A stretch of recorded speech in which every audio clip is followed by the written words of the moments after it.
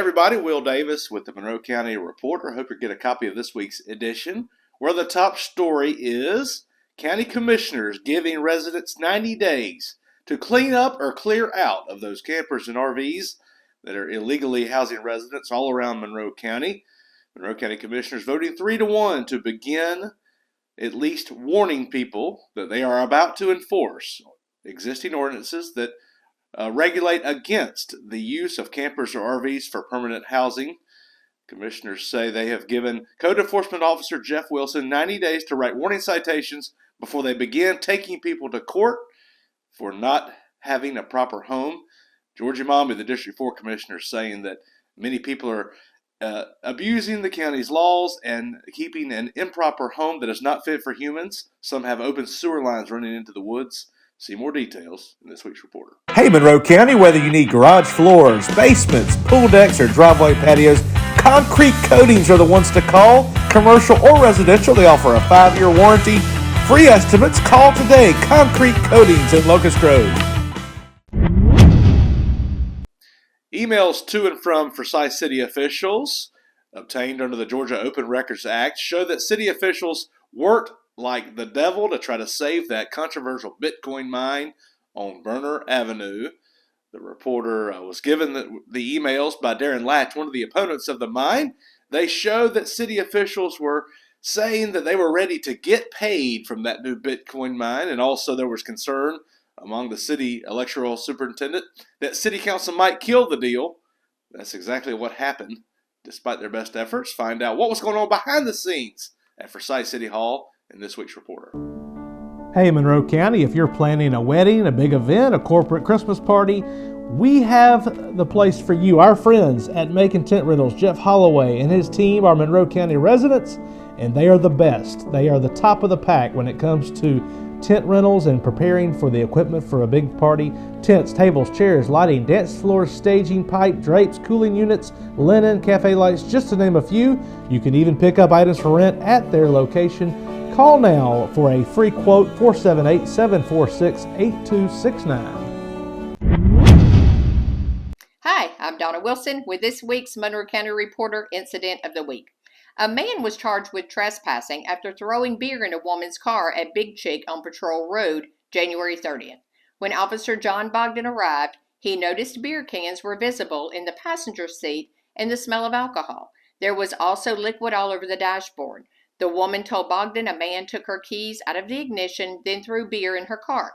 She said he then got out, walked around the corner to his home, got into his truck, and drove north to Lee Street. Bogdan searched for the truck and saw it pass while he was traveling north and turned around and followed it into Big Chick parking lot. The man admitted he threw beer and said he knew he should not have done that. The woman wished to press charges and the man was handcuffed and taken to jail. This was a case of hold my beer.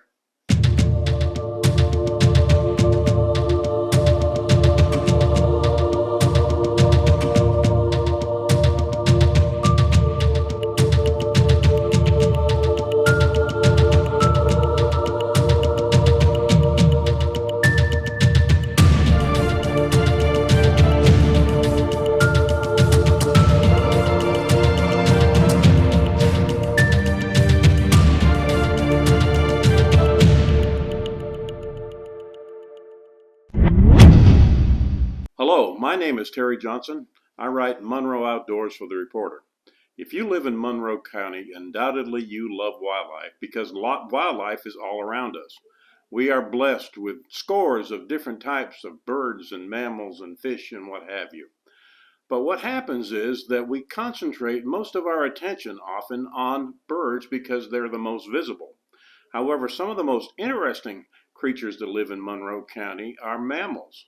And many of these mammals are only active either at daylight or dawn or during the night. And because of that, we know very little about them. But indeed, they are some of the most fascinating animals that we have living here. One of these animals is a predator called the mink. Now, you have probably never seen a mink. I've been a wildlife biologist for over 40 years, and I've only seen a mink on a handful of occasions. But knowing that they're there makes Monroe County a special place for me to live. And so this week, I decided that I would talk about mink, how they use their amazing senses, their ability to run, climb, and swim to catch a whole host of varied different types of prey. So if you wanted to know something about mink, this is the column for you, and you can read about it in this week's Reporter. Monroe County loves its firearms, and there's no better place to get your firearms and ammunition needs than Red Root Defense, a small family-owned business right here in the heart of Georgia near the Jones-Monroe County line. Check them out for a full selection of firearms, ammunition, and accessories. A Lassiter Road woman went outside and discovered two men in her backyard wearing latex gloves and knew there was trouble. She called the Monroe County Sheriff's Office, who responded, and a wild chase ensued. The two men were eventually captured after one of them got loose and ran away. They were found with lots of drugs and stolen items. See more details in this week's Reporter. Monroe County loves its firearms, and there's no better place to get your firearms and ammunition needs than Red Root Defense, a small family-owned business right here in the heart of Georgia near the Jones-Monroe County line. Check them out for a full selection of firearms, ammunition, and accessories. Hey y'all, it's Tammy Raffers-Eater, the Monroe County Reporter's Everyday Hero. If you feel bad, you're probably going to go to the doctor.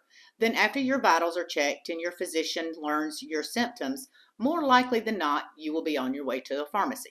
If you choose the CVS pharmacy at 430 Tiff College Drive, you're going to immediately feel better if you're lucky enough to be waited on by the charismatic Tina English, lead tech at the pharmacy, who has been with the company since 1987. Tina was a member of the first team at the store when it opened its Tiff College Drive location and has been serving customers 40 to 60 hours a week ever since. Tina said probably the biggest reason she has been with the company for so long is that she hates change. Tina said the best part of her job is her customers she meets every day, pulling up to the drive-through window or passing them their prescriptions over the counter. She also said her great coworkers are another reason she loves her job so much. She said the worst part of her job can be the rude customers she sometimes encounters.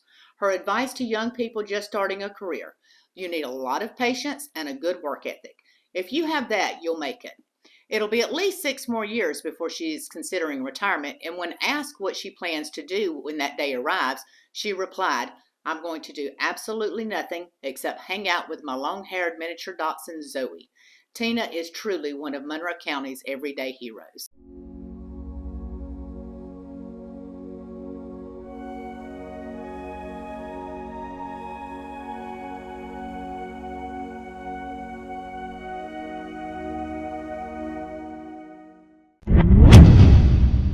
A lot of sports in this week's Reporter, including Mary Person's first ever state champion wrestler.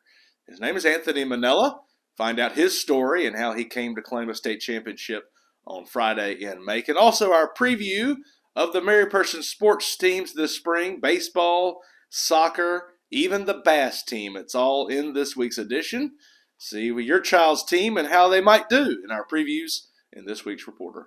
Have you seen this? No, I'm working on the crossword puzzle. There's another chase in Monroe County. Seriously, another? It's crazy. We really got to keep up with our Reporter. Subscribe today. It's only $50 a year. Okay, folks, it's coming fast. The Forsythia Festival, the event of the year in Monroe County, and for the first time in 3 years since COVID, it'll be held at its usual time. That is in March, the second weekend in March. 24 days from this Wednesday as we sit here, and you will find the entire town being cleaned up. Hey, I'm walking to the square in Forsyth to kick off spring at the Forsythia Festival. Oh yeah, what's that all about? Oh man, it's a once-a-year festival, big deal in Forsyth. Arts and crafts and vendors. Let me look here. Look. Oh, I'm ready. There's a 5K run, arts and crafts. I'm gonna get some stained glass and find a woodworker and get him to fix the beak. And there's gonna be food. I mean food. We're talking food. And entertainment. You think they'll let me play? Oh yeah, all right. What, you need a ride or anything? Oh no, thanks, but I'm gonna pick up trash. It'll look better. Yeah, it'll look better for the festival. People painting their windows and getting ready for the biggest crowd of the year that comes to Forsyth. Follow the Reporter for all the details of what's coming, including our official guide to the Forsythia Festival, which will be produced the Wednesday before the festival. Find out more by following the reporter and get involved and be participating in the Forsythia Festival, downtown Forsyth.